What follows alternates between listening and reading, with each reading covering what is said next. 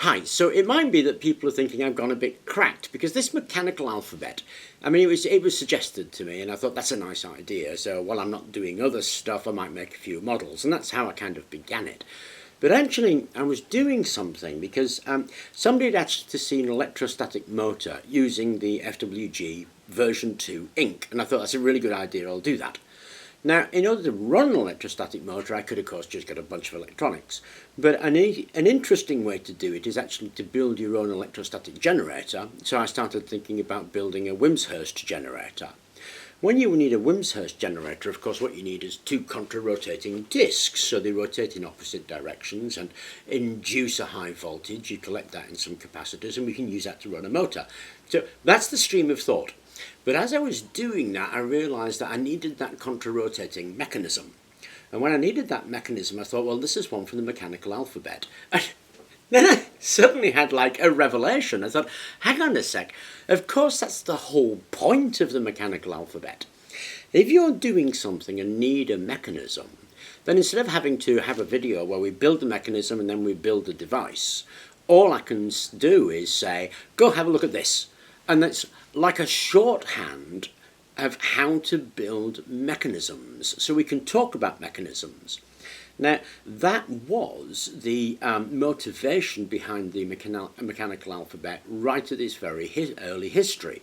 And I suddenly understood what the guy was on about. I thought, that's awesome. Because now when I do the video on building Wimshurst, all I've got to do is say, go look at this. So this will actually be part of a Wimshurst machine. And that struck me that mechanical alphabet, rather than being a little bit of whimsy, actually is going to be tremendously useful, because I don't know if you've noticed, the videos actually have a format. I talk a little bit about the mechanism, I give some examples of its use, then we do a how to build it, and then we do a demonstration of the mechanism working. So that's the format really. So if you want to know a bit about the mechanism, you want to know how to make the mechanism and what to use the mechanism for, then it's in the videos, and I thought that was really cool.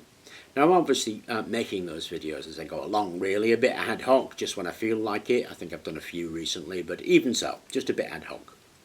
And it also struck me that it would be a great resource for people. So if anybody wants to make a video and send it to me, I'd be more than happy to host that video.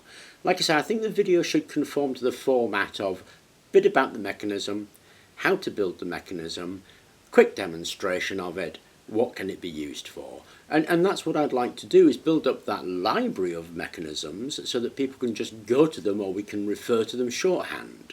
So when I build the rest of the Wimshurst, which will basically be built around this, all I'll do is say, there you go, that mechanism, put this on it. And then we'll suddenly have a Wimshurst machine. Anyway, I thought I'd share those ideas with you, really, because and send the invitation should anybody want to do that. Because although these are quite beautiful in themselves, and part of the inspiration actually was just, to be honest, desk toys. So you could make presents for people and give them interesting sort of desk toys rather than just, things that don't do anything, because they look pretty in themselves. And part of it was that it's kind of growing, like these things always grow, into something else, and I thought I'd like to share that with you, open an invitation, and thank you very much for watching the videos and subscribing to the channel. Anyway, let's get on.